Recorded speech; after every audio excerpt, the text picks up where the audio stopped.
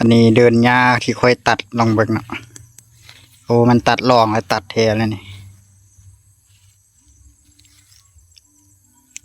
ก็ใครกลัวใส่พาฟันเนาะ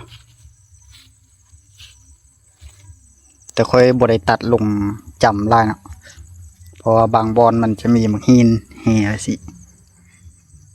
ยานมันทึกมังหินเรือดำน้อยนึงก็ยามันเนาะอันนี้ค่อยก็ตัดไปหอดแต่วันนั้น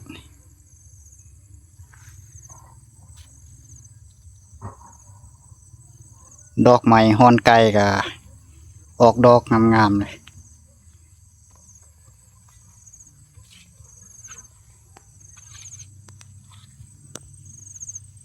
ดอกไม้ที่ทายให้เบิ่งลงเฟซแต่ละเทื่อก็เป็นดอกไม้ยูดินนี่แหละอันนี้ดอกฮอนไก่สะท้อนใส่แสงแดดตะเวนกำลังตกกะสิซี่ก็สดใสประมาณนี้ยังมีอีกฟุมหนึ่งอยู่ทางลังเหือนนี่เนาะอันนั้นฟุมบักใหญ่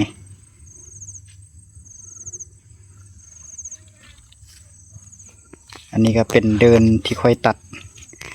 ผักจักหน่อยนึงเนาะรู้สึกว่าจักมันหอนไวไปบ่ฮู้ว่าเครื่องอื่นหรือของคนอื่นก็สิเป็นคือกันเบิดสู่รุ่นบ่เรือปกติของมันรู้สึกว่าหอนอีหลีซ้ำกับรถจักรขี่ระยะทางประมาณ20กิโลขึ้นไปใบนี่ก็เป็นใบที่อ่อนอันนี้ค่อยกับเห็ดทึกนากกติวปลายเบียวเลยเหล็กมันจะโบเป็นเหล็กแข็งเลยเนี่ยเป็นเหล็กที่ว่าอ่อนอย่างเคสนี้บ่ทันได้ตัดเถอะ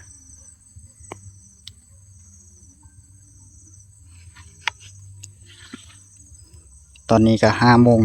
เกือบสิฮอด5 โมงบ่4 โมงครึ่งก็ใกล้ครึ่งไปนี่แหละ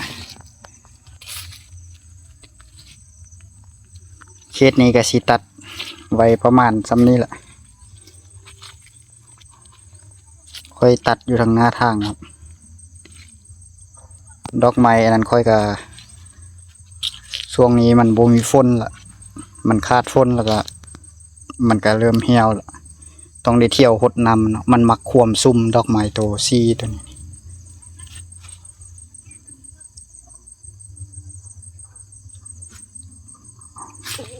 บอนตัวนี้เป็นบอนแม่ค่อยกับพ่อค่อยน่าจะ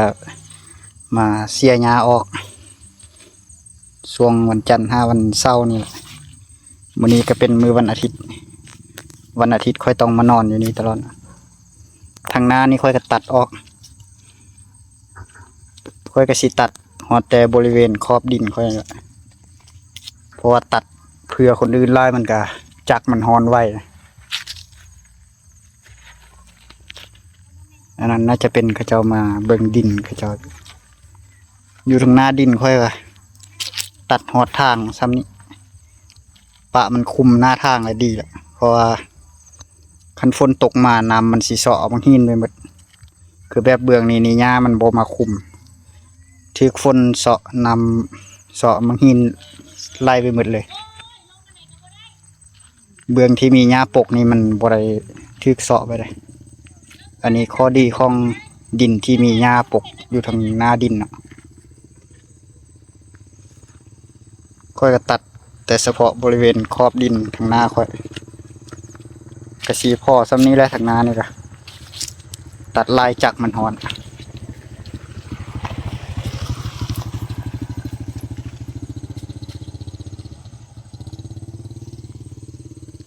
สีเสาเมื่อยอีกสักหน่อยหนึ่งคันยังบ่ทันได้คำค่อยสิไปตัดเบื้องทางนั้นได้เท่าได้ก็เอาเนาะ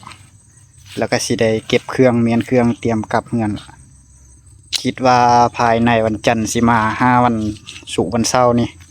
พอค่อยน่าจะมาตัดตืมจักตัวนี้ก็พ่อค่อยจักใดเอาไปไว้ตัดหญ้าไปหับจางตัดหญ้าค่อยก็เลยซื้อมาไว้ให้เรา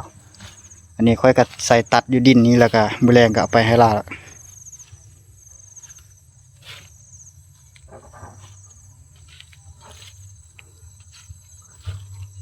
เบื้องนี้หญ้ามันขึ้นลายแห้งอีหลี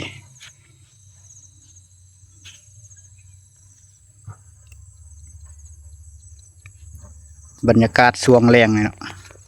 ไก่สิฮอดยามหนาวละช่วงนี้ก็บ่มีฝนตกละบ่มีฝนตกก็ประมาณเป็นอาทิตย์นึงละ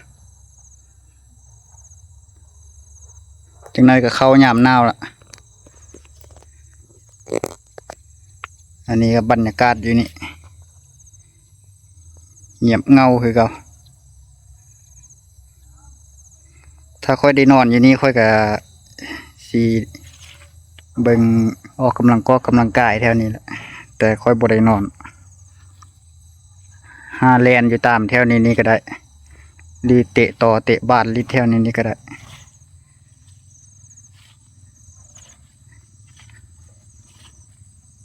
ช่วงนี้ก็เป็นยามแรงบรรยากาศก็เริ่มคักแล้วก็สิถ่ายไว้เบิ่งประมาณนี้อัปเดตให้เบิ่งจากที่ซื้อใหม่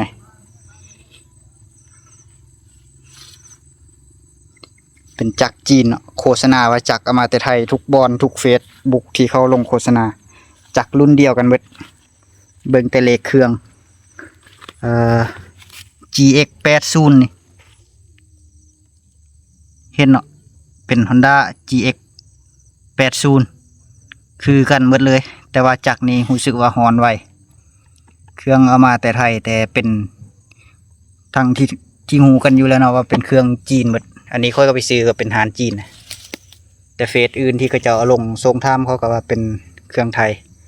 แต่ก็หูกันอยู่เนาะราคาจะต่างกันนะต่างกันอยู่บนคลองแทมที่เขาจัดใส่ตัวนี้ค่อยเอาล้านปลาย150,000รู้สึกว่าฮอนไวพี่ลึกความเย็นก็ยังบ่ลงปานนี้ก็สิลองเบิ่งเนาะว่าสิได้จักเดือนจักปีพอค่อยเอาไปรับจ้างจัดตัดหญ้าหลายๆบอนนี่ก็บ่ฮู้ว่าสิอยู่ดนปานใดแต่ว่าใบพัดนี่น่าจะได้ซื้อใหม่ใบตัดรุ่นแบบสีคือสิบ่เอาแหละมันอ่อนเกินแต่ค่อยก็ซื้อตัวซ้ำห้องตัวใบตัดวงเดือนแล้วก็ใบที่ใส่ยางนั่นเนาะเป็นยางตัดเอาซื้ออันละ40ซื้อปะไว้ลองเบิ่ง